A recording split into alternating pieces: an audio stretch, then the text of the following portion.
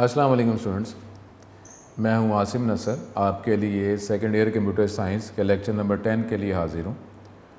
Student, आज का lecture जो है यहाँ से हमारी कंप्यूटर में सी लैंग्वेज को यूज़ करते हुए वर्किंग स्टार्ट होगी। आज के लेक्चर में हम ये देखेंगे कि इनिशियल जो है जो बेसिक जो स्ट्रक्चर या बेसिक जो प्रोग्राम जो हर सी लैंग्वेज के प्रोग्राम में हमें रिक्वायर होगा वो स्ट्रक्चर क्या है, और उसमें मिनिमम स्टेटमेंट हमें जब यूज़ करके जब प्रोग्राम बनाना होगा जो चैप्टर 8 से रिलेटेड है, तो वो उन स्टेटमेंट्स का लॉजिक क्या है, क्या स्टेटमेंट्स की वर्किंग का इफ़ेक्ट क्या आएगा, वो हम इस लेक्चर में देखेंगे। मैं ये आपको समझाऊंगा और इंशाल्लाह ताला इसी लेक्चर के एंड में जो सॉफ्टवेयर आपको कहा था उस सॉफ्टवेयर में इसकी वर्किंग कैसे की जाती है वो मैं आपको समझाऊंगा। तो आज का लेक्चर जो है आपके लिए इम्पॉर्टेंट है कि सी लैंग्वेज का बेसिक स्ट्रक्चर क्या होता है और इस स्ट्रक्चर के अंदर जो बेसिक क्या हमें लिखना पड़ता है, वर्किंग का सीक्वेंस क्या है, उसका लॉजिक मैं आपको बताऊंगा। और फिर इसी लेक्चर के एंड पे कंप्यूटर में सी लैंग्वेज का वर्जन 3 जो है उसको यूज़ करते हुए ये बेसिक स्ट्रक्चर कैसे लिखा जाता है और इसको ऑपरेट, इसकी वर्किंग कैसे की जाती है, कैसे कंपाइल, लिंक, एग्जीक्यूट किया जाता है प्रोग्राम को, इसको हम आज के लेक्चर में डिस्कस करेंगे। ठीक है स्टूडेंट, आज का हम लेक्चर प्रॉपर स्टार्ट करते हैं। और आज के लेक्चर का जो टॉपिक है basic structure of C programme.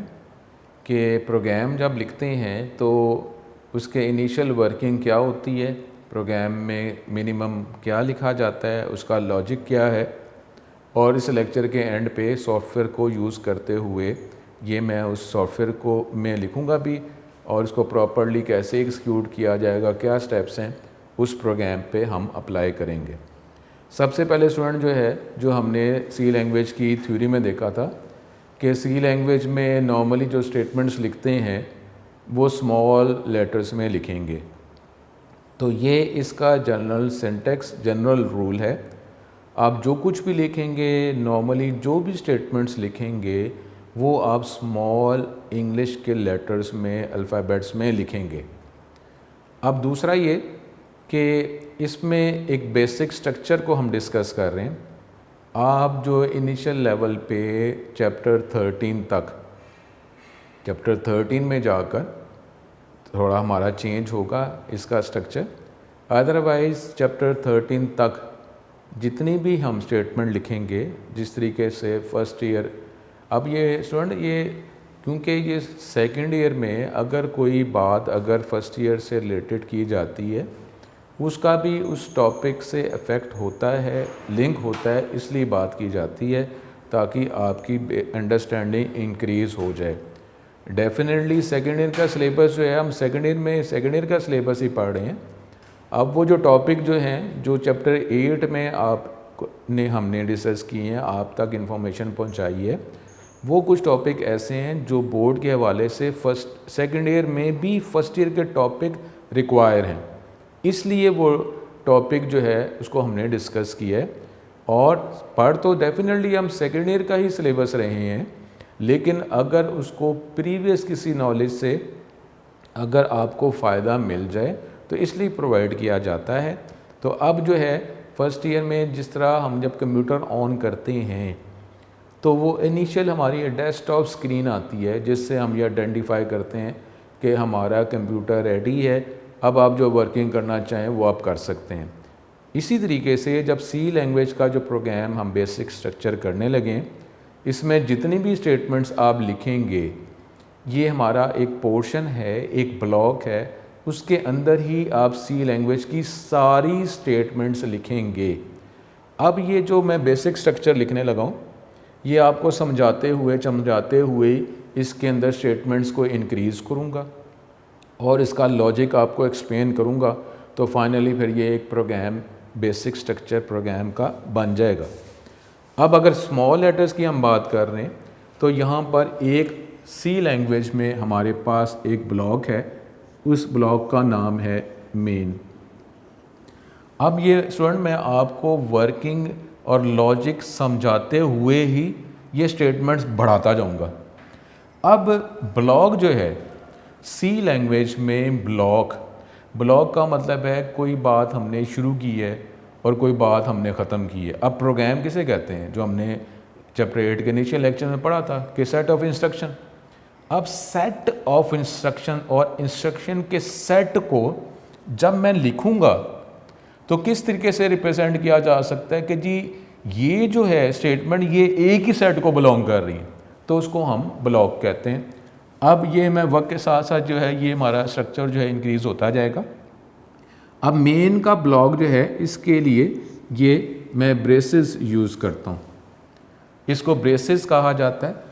अब ये ब्रेसेस जो है ये ब्लॉक को रिप्रेजेंट कर रहा है, यानी अब मेन का ब्लॉक जो है वो स्टार्टिंग ब्रेस से शुरू होता है और ये ब्लॉक एंडिंग ब्रेस पे ख़त्म होता है।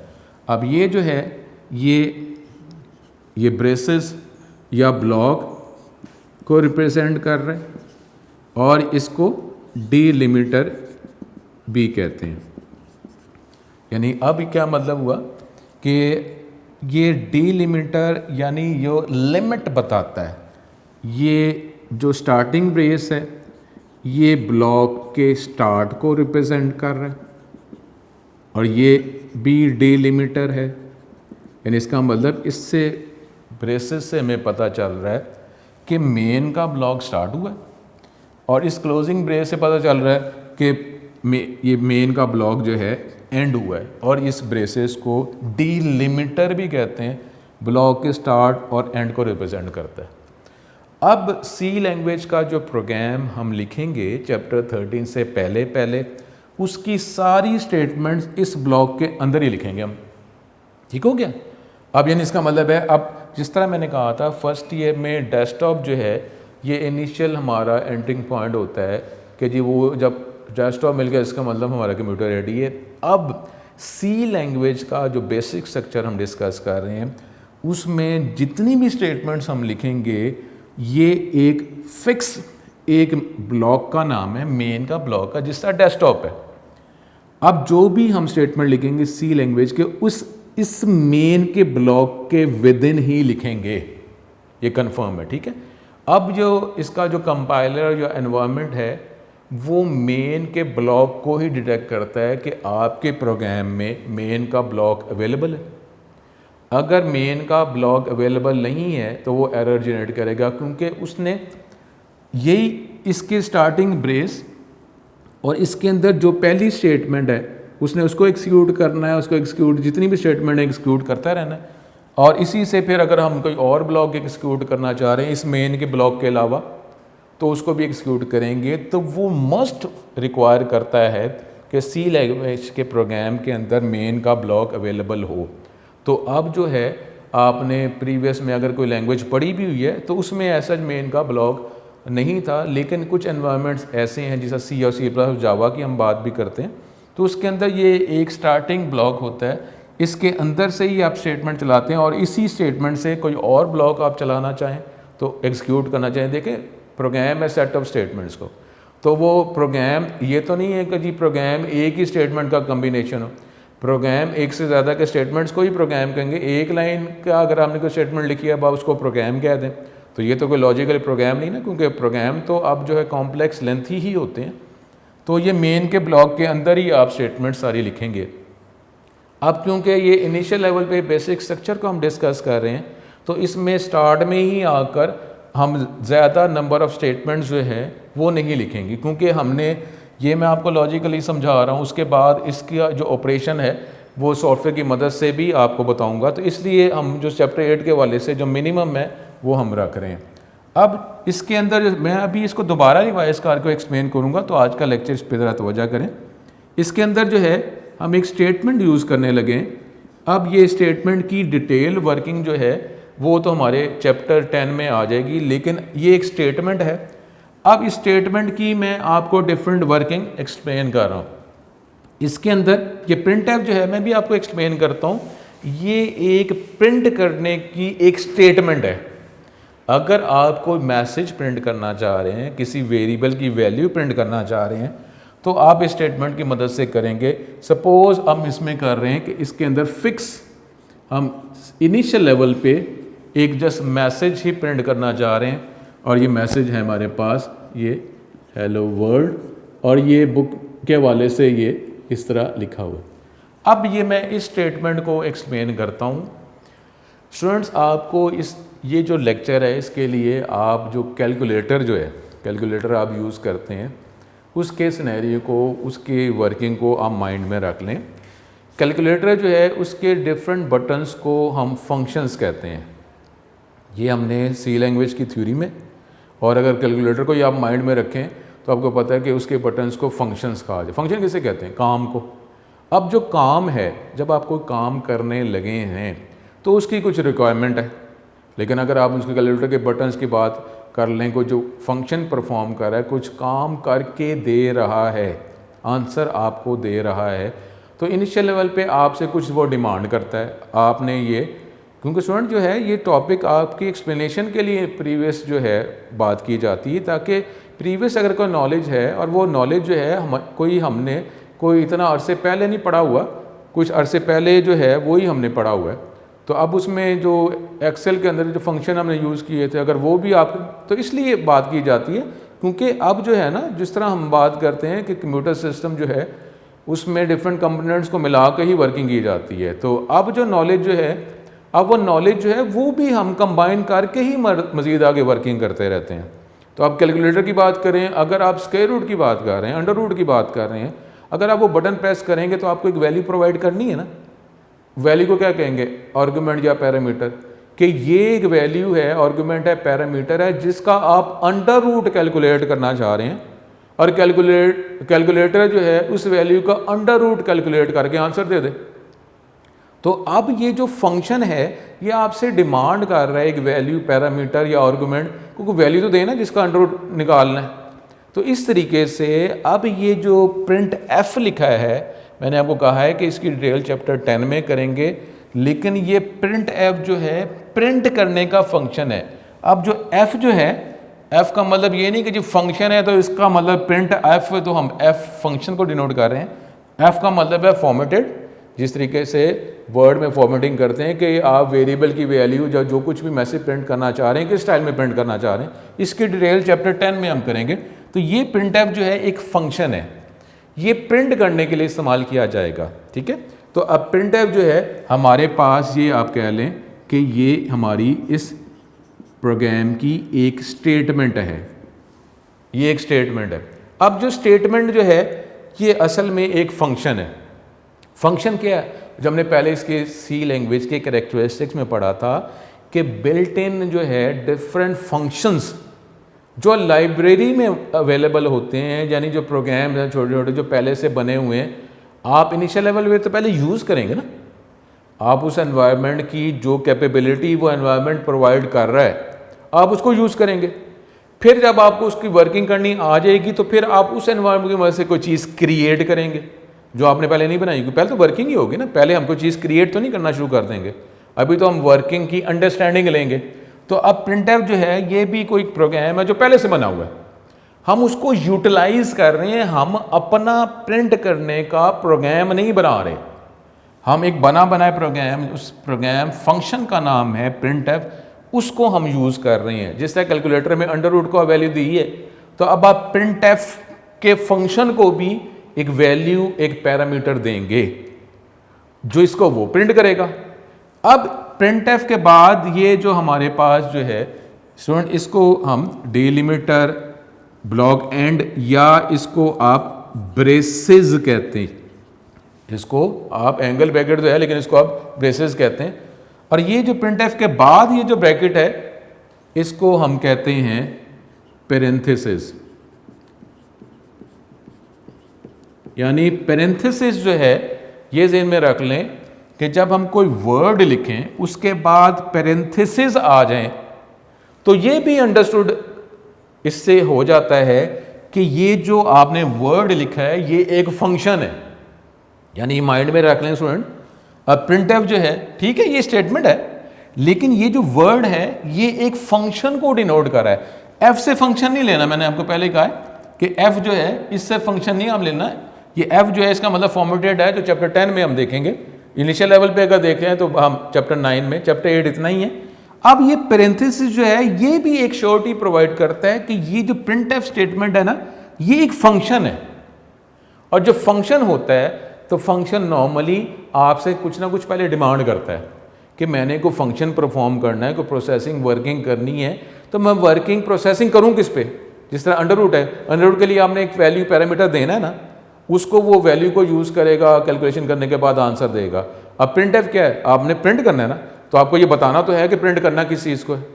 तो आप जो है जब पेरेंथेसिस लिखेंगे, डेफिनेटली पेरेंथेसिस स्टार्ट करेंगे, पेरेंथेसिस एंड करेंगे, उसके अंदर आप पैरामीटर, वैल्यू, आर्गुमेंट प्रोवाइड करेंगे। तो पेरेंथेसिस ही निशानी है कि प्रिंटफ जो स्टेटमेंट है ये एक फंक्शन को डिनोट कर रही है, टेक्निकली आइडेंटिफायर है, और ये आइडेंटिफाई किसको कर रहा है? फंक्शन को। पता कैसे चला? इस पेरेंथेसिस से। यानी मैं प्रिंट करना है तो आपको प्रिंटफ यूज करना है, पेरेंथेसिस के अंदर जो चीज़ आप प्रिंट करना चाह रहे हैं वो as a value argument provide करना है। अब पेरेंथेसिस के अंदर हमने ये डबल कोड यूज कर लिए। जब आप टेक्स्ट प्रिंट करना चाह रहे हैं, मैसेज प्रिंट करना चाह रहे हैं, स्ट्रिंग प्रिंट करना चाह रहे हैं, जो कॉम्बिनेशन ऑफ कैरेक्टर्स होता है, तो आप इन डबल कोड्स में लिखते हैं। आप मैसेज प्रिंट करना है, डबल कोड स्टार्ट होगा और डबल कोड एंड होगा। तो अब ये देखें, जब हम सी लैंग्वेज का ये सॉफ्टवेयर यूज़ करेंगे तो अब डबल कोड्स की जो डायरेक्शन है वो कई दफ़ा एक साइड पे होती है, क्योंकि ये माइक्रोसॉफ्ट वर्ड के अंदर डबल कोड इस साइड पे एंगल होता है, उस क्लोज करते हैं उस पे एंगल होता है। तो लेकिन जब सी लैंग्वेज यूज़ करेंगे तो एक ही साइड पे होगा, तो ये कोई ऐसी मिस्टेक नहीं है। यानी डबल कोड आपने स्टार्ट करना है, डबल कोड एंड करना है, उसके अंदर ये अब आप एक पैरामीटर प्रोवाइड कर रहे हैं। यानी ये हेलो वर्ड जो लिखा हुआ है एज इट इज़, जिस तरह लिखा हुआ है, उस ये एक मैसेज है जो आप प्रिंट करना चाह रहे हैं। अब हेलो वर्ड आगे जो एक्सक्लेमेशन है, ये बुक के वाले से इसमें एक्सक्लेमेशन लिखा हुआ है, तो इसको ये भी को फिक्स ना करेंगे जी एक्सक्लेमेशन है तो इसमें एक्सक्लेमेशन ही लिखना है। आप डबल कोड में जो मैसेज प्रिंट करना चाह रहे हैं, आप अपना नाम प्रिंट कर लें, कॉलेज का नाम प्रिंट कर लें, एकेडमी का नाम प्रिंट कर लें, वो लिखेंगे आप डबल कोड में। यानी ये एक्सक्लेमेशन है, इसकी कोई वर्थ नहीं है कि जी एक्सक्लेमेशन लिखना ही लिखना है, ऐसी कोई बात नहीं। जो प्रिंट करना चाह रहे हैं आप बस इसको लिखें। ठीक हो गया? ये प्रिंटफ जो स्टेटमेंट है और ये पेरेंथेसिस हैं, और प्रिंटफ जो है ये एक फंक्शन भी है। ये स्टूडेंट जो लेक्चर में आज जो लिखा हुआ है ये डेफिनेटली आपने इसको माइंड में रखना है। अब सी लैंग्वेज की जो स्टेटमेंट्स हैं वो नॉर्मली एक करैक्टर पे इसको कंप्लीट किया जाता है, एक करैक्टर पे एंड होती हैं, और वो करैक्टर है ये सेमीकोलन। सेमीकोलन जो है ये स्टेटमेंट को, एंड को रिप्रेजेंट करता है। नॉर्मली सी लैंग्वेज में स्टेटमेंट लिखेंगे या वो फंक्शन होंगे, कोई ऑपरेटर होंगे, और मुख्तलिफ तरह की स्टेटमेंट्स हम लिखेंगे। नॉर्मली का मतलब है ज़्यादातर हर स्टेटमेंट के एंड पर, ज़्यादातर का है, हमेशा नहीं, ज़्यादातर हर स्टेटमेंट के एंड पे आपको सेमीकोलन लगाना पड़ेगा। ये इसका रूल है। सेमीकोलन हर स्टेटमेंट के एंड पे लगाएंगे। इस सेमीकोलन को स्टेटमेंट और टर्मिनेटर कहा जाता है। यानी हर स्टेटमेंट के एंड पे नॉर्मली आपको ये सेमीकोलन लगाना है। तो अभी तक जो हमने बात की है, बेसिक स्ट्रक्चर जो अभी तक बना है, अभी इसको चेंज अब थोड़ा सा हमारा रहता है, तो उसमें मेन हमने इसलिए लिखना है कि मेन इसका एक इनिशियल स्टार्टिंग ब्लॉक है, और ब्लॉक का नाम भी फिक्स है, मेन ही लिखना है आपने। और उसके अंदर जो है अब ये स्टार्टिंग ब्रेस और क्लोजिंग ब्रेस है। अब इसके अंदर जितनी भी स्टेटमेंट्स हमने लिखनी है वो इस ब्लॉक के अंदर ही हम लिखेंगे। हम इनिशियल लेवल पे बेसिक स्ट्रक्चर सी लैंग्वेज का प्रोग्राम जो है स्ट्रक्चर वो लिख रहे हैं। इसमें मिनिमम स्टेटमेंट लिखकर अपना हम स्ट्रक्चर सी लैंग्वेज का बना रहे हैं। इसमें हमने ये ब्लॉक स्टार्ट को रिप्रेजेंट करता है ब्रेसेस, ये डेलिमीटर भी है मेन के ब्लॉक का स्टार्ट और एंड, और इसके अंदर हमने एक स्टेटमेंट इस्तेमाल की जो स्टेटमेंट है प्रिंटफ की। अब प्रिंटफ जो है हर स्टेटमेंट के एंड पर हमें सेमीकोलन लगाना पड़ता है, तो हमने हर स्टेटमेंट के एंड पे सेमीकोलन लगाया। अब प्रिंटफ एक फंक्शन है, जो स्टेटमेंट है ये जो प्रिंटफ एक आइडेंटिफायर भी है, शनाख्त कर रहा है। किसको शनाख्त कर रहा है? फंक्शन को। और कैसे पता चला? जब ये printf के नाम के बाद जब पेरेंथेसिस लगाया जाता है तो इसका मतलब होता है कि ये एक फंक्शन है। अब नॉर्मली जो फंक्शन है वो आपसे कुछ ना कुछ पहले डिमांड करता है कि जी मैंने फंक्शन परफॉर्म करना है, मैंने फंक्शन परफॉर्म करना किस पर है। अब ये printf एक प्रिंट करने का फंक्शन है तो आपसे ये पूछ रहा है कि क्या प्रिंट करना चाह रहे हैं। तो जो हमने प्रिंट करना है वो पेरेंथेसिस में प्रोवाइड करेंगे। अब हम इनिशियल लेवल पे जो प्रिंट करना चाह रहे हैं, जैसे एक मैसेज प्रिंट करना चाह रहे हैं, एक स्ट्रिंग या कम्बिनेशन ऑफ कैरेक्टर्स हम प्रिंट करना चाह रहे हैं, तो वो हमने डबल कोट्स में लिखा, डबल कोट्स में लिखा।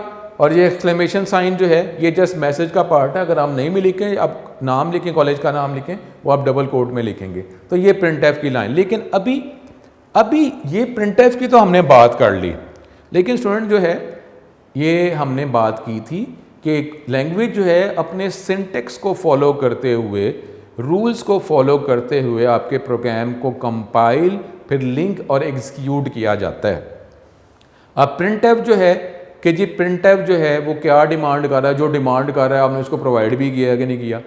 तो ये जो है ये अभी जब सी लैंग्वेज का मैं एनवायरनमेंट यूज़ करूँगा उसके अंदर हम देखेंगे कि क्या कोई मैं एरर्स भी खुद से इम्पोज करूँगा, तो वो देखेंगे कि एरर्स क्या आते हैं। पहले इसको जनरल चलाऊँगा, फिर एरर्स जो है करके इसको हम प्रोग्राम को इसी वर्किंग को देखेंगे।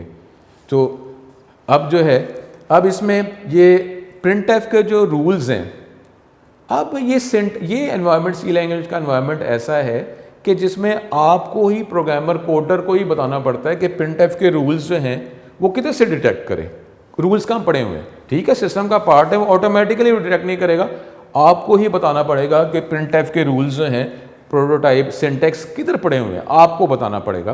तो ये आप मेन से ऊपर एक लाइन आपको लिखनी पड़ेगी और वो लाइन आप ये printf के रूल्स, इसके सिंटेक्स किधर पड़े हुए हैं।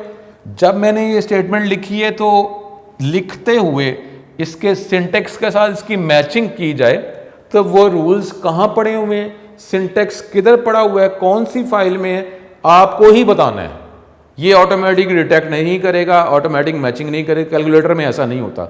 कैलकुलेटर में जब आप फंक्शन यूज़ करते हैं तो उसकी वर्किंग जो है वो सिंटेक्स से ऑटोमेटिकली मैच करता है। कैलकुलेटर में आपको एरर आता है ना सिंटेक्स एरर का, इसका मतलब है जो फंक्शन यूज़ कर रहे हैं अगर उस रूल्स के मुताबिक नहीं कर रहे तो वो उसको एक्सिक्यूट नहीं करेगा और वो सिंटेक्स एरर ही दिखा देगा कैलकुलेटर। लेकिन यहाँ पे आपको बताना है, तो इसके लिए हम एक फाइल है वो बतानी पड़ेगी कि ये printf के रूल्स, सिंटेक्स जो है इस फाइल में पड़े हुए हैं, तो वहाँ से इसकी मैचिंग कर लो। तो अब वो बताने की जो स्टेटमेंट है वो कैसे लिखी जाती है वो मैं लिखता हूँ और फिर एक्सप्लेन करता हूँ। अब इसके लिए ये स्टेटमेंट ऐसे लिखी जाएगी, मैं आपको ये एक्सप्लेन करता हूँ सारा। ये नंबर साइन आप लगाएंगे, फिर इंक्लूड, ये सारी स्मॉल ABC है, इंक्लूड, और फिर आप ये एंगल ब्रैकेट में एक नाम लिखेंगे stdio.h। अब ये हमारे पास वो फाइल है जिसके अंदर printf आइडेंटिफायर या printf फंक्शन के रूल्स, सिंटेक्स पड़े हुए हैं। इसका मतलब है printf जब आप यूज करेंगे तो लाजमी आपको इस फाइल का नाम बताना है। अब फाइल का नाम क्या है, stdio.h, standard input output .h। H का मतलब क्या है, एज की एक नॉर्मली हेडर, और हेडर जो आपको पता है ना जो हर पेज के ऊपर लगाया जाता है। तो नॉर्मली जब हम प्रोग्राम लिखते हैं तो अगर हेडर फाइल आपने को बतानी है तो प्रोग्राम का टॉप पे ही इसको लिखा जाता है। तो ये तो stdio तो हो गया, इसका printf के साथ ताल्लुक है कि इसके अंदर इसके रूल्स और भी बहुत ज़्यादा फंक्शंस के रूल्स पड़े हुए हैं। तो जब आप ये लिखेंगे तो ये वो जब आप इसको यूज़ करेंगे तो ऑटोमेटिकली मैचिंग कर लेगा कि रूल्स इसके अंदर लिखे हैं, तो उसके रूल्स के अकॉर्डिंगली आपने स्टेटमेंट लिखी कि नहीं लिखी। अगर तो मैचिंग हो गई तो फिर उसको वो कंपाइल और फिर लिंक एग्जीक्यूट करेगा। printf के लिए लाजमी आपको इसको लाजमी लिखना। हम जो बात कर रहे थे ना कंपाइलर कौन से एरर को सॉल्व करता है, सिंटेक्स एरर को, तो वो मैचिंग करेगा। अगर मैच हो जाएगा तो फिर कंपाइल करेगा और फिर लिंक और फिर एग्जीक्यूट किया जाएगा। लेकिन अब ये बाकी लाइन क्या आ गई, ये जो बाकी लाइन जो हमने लिखी है, ये नंबर साइन जो है ये रिप्रेजेंट करता है प्री प्रोसेसर को। यानी हम ये कह रहे हैं कि प्रोसेसिंग से पहले कुछ इंस्ट्रक्शन जिस तरह होते हैं ना इनिशियल सेटिंग्स, तो आप कह रहे हैं कि इसको प्रोसेस करने से पहले, कंपाइल करने से पहले कुछ वर्किंग है वो कंपाइल करने से पहले की जाए। ये है प्री प्रोसेसर डायरेक्टिव, यानी आप प्रोसेसिंग से पहले कोई हदायत, कोई सेटिंग करना चाह रहे हैं।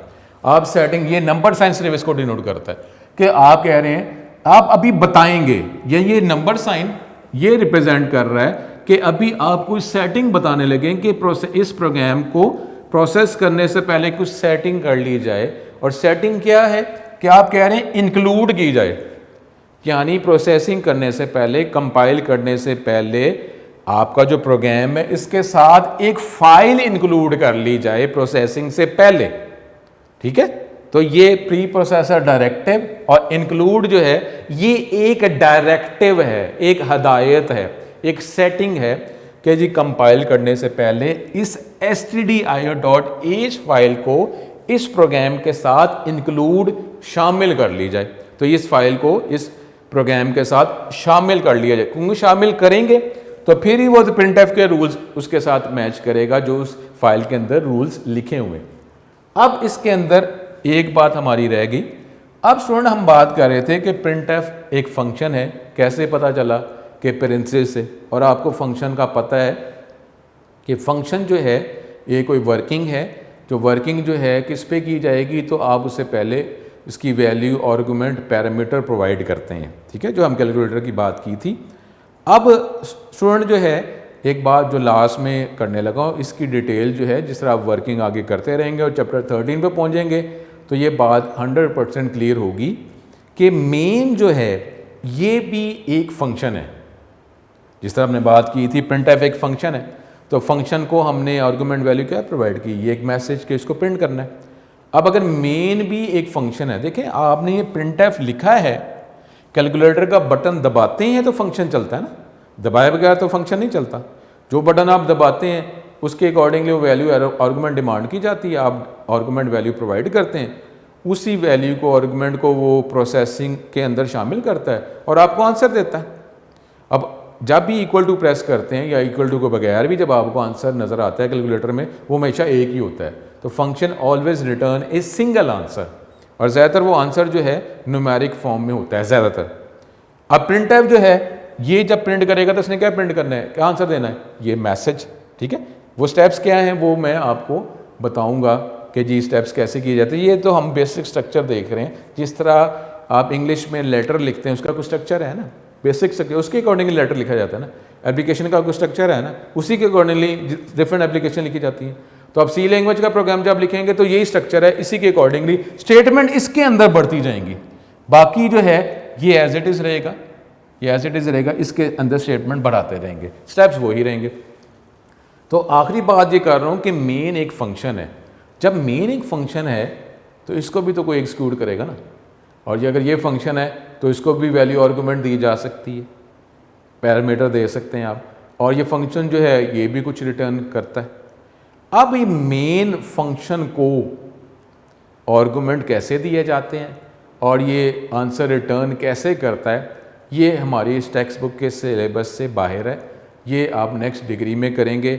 अब मेन जो है उसको जैसे आपने प्रिंटफ लिखा, आपने लिखा तो चला है ना, नहीं लिखेंगे तो नहीं चलाएगा। और भी तो फंक्शन है सी लैंग्वेज से, यही तो फंक्शन नहीं, कैलकुलेटर के जो बटन्स प्रेस करते हैं वही ऑपरेट करता है ना। बाकी बटन्स तो फंक्शनैलिटी कैलकुलेटर में अवेलेबल है लेकिन आप यूज़ नहीं कर रहे। तो अब इसी तरीके से फंक्शन क्या है, कोई उसको एग्जीक्यूट करता है, कैलकुलेटर के बटन को प्रेस करते हैं तो चलता है। तो इस तरीके से प्रिंटफ आपने लिखा तो चल रहा है ना, नहीं लिखेंगे तो नहीं चलेगा। कोई और भी तो फंक्शन है, सिर्फ ये फंक्शन तो नहीं है। अब मेन भी अगर फंक्शन है तो उसको एग्जीक्यूट कौन करता है, वो सी का जो एनवायरनमेंट जो है वो उसको एग्जीक्यूट करता है। अब मेन के फंक्शन को भी आर्गुमेंट वैल्यू दी जा सकती है, और मेन का फंक्शन जो है ये रिटर्न भी करता है, हर फंक्शन वैल्यू रिटर्न करता है। तो अब जो है स्टूडेंट माइंड में रख लें, इसकी अंडरस्टैंडिंग जो मैं अब बात बताने लगा मेन के हवाले से, इसकी अंडरस्टैंडिंग चैप्टर 13 में होगी। लेकिन अब मेन जो है, मेन वर्ड से पहले आप एक वर्ड आपने वॉइड लिखना है।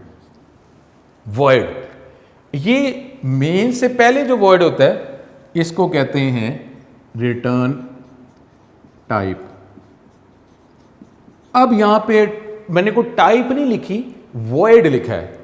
टाइप सपोज क्या हो सकती है, जैसा डिफरेंट टाइप्स ऑफ डाटा हमने डिस्कस किया हुआ ना, इंटीजर टाइप है, रियल टाइप है।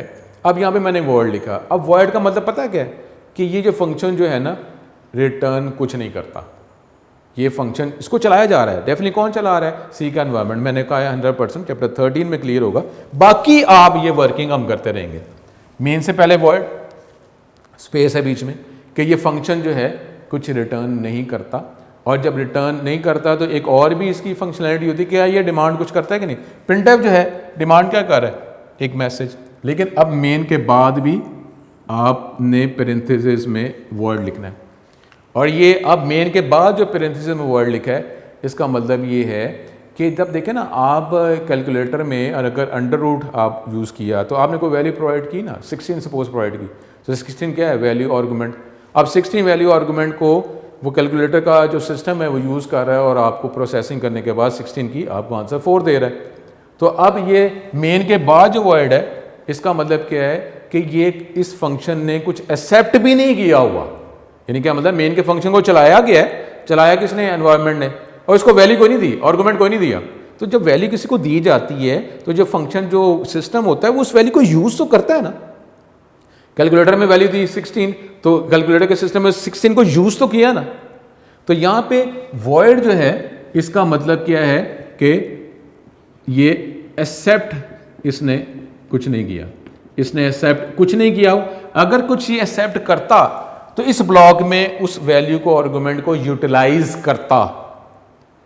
तो ये दो वर्ड आपको लिखने पड़ेंगे। इसकी बजाय आप ऐसे भी लिख सकते हैं कि वॉइड मेन, अगर आप ये इस तरह लिख देते हैं और इसके अंदर आप लिख देते हैं तो ये भी वैसे ही है। अगर आप ये मेन के बाद पेरेंथेसिस खाली छोड़ रहे हैं तो उसका मतलब भी वॉइड ही होता है। तो ये आपका बेसिक स्ट्रक्चर है जिसमें जिस तरीके से आपने प्रोग्राम लिखना है। मैं रिपीट करता हूँ, मेन जो है ये हमारा स्टार्टिंग इनिशियल पॉइंट है। सी लैंग्वेज में जब भी आप प्रोग्राम बनाएंगे इस मेन के ब्लॉक में लिखेंगे, ये मस्ट है, कन्फर्म है। आपके सी के प्रोग्राम में मेन का ब्लॉक लाजमी होगा और उसी के अंदर आपने स्टेटमेंट्स लिखनी है।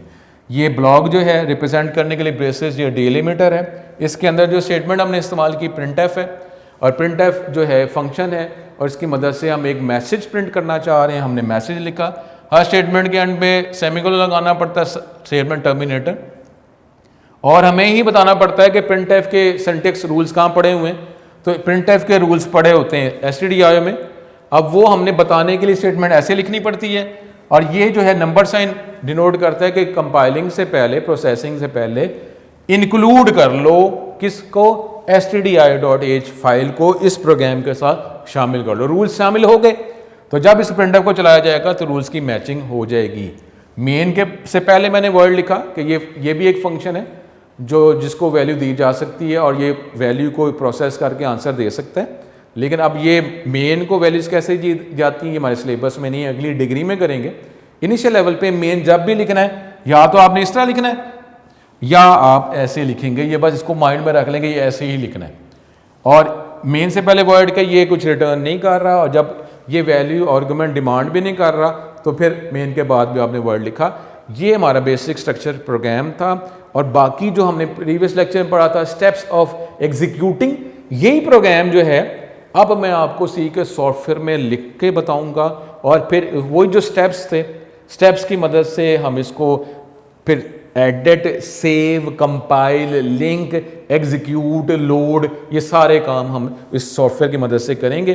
तो ये प्रोग्राम यही बेसिक स्ट्रक्चर है। जितने भी चैप्टर 13 तक जितना कुछ भी हमने स्टेटमेंट लिखनी है इसी ब्रेसेस के अंदर, इसी मेन के ब्लॉक के अंदर ही अपनी स्टेटमेंट बढ़ाते जाएंगे और सी लैंग्वेज की हमारी अंडरस्टैंडिंग जो है इंक्रीज होती रहेगी। तो ये जो है अब यही जो बेसिक स्ट्रक्चर जो है मैं सी लैंग्वेज का जो वर्जन 3 का जो सॉफ्टवेयर है उसमें आपको ये प्रोग्राम लिखूंगा, इसको एग्जीक्यूट करेंगे, जो एरर्स आएंगे उसको हम देखेंगे। तो इंशाल्लाह ताला इसकी वर्किंग जो है वो हम अगले लेक्चर में देखते हैं।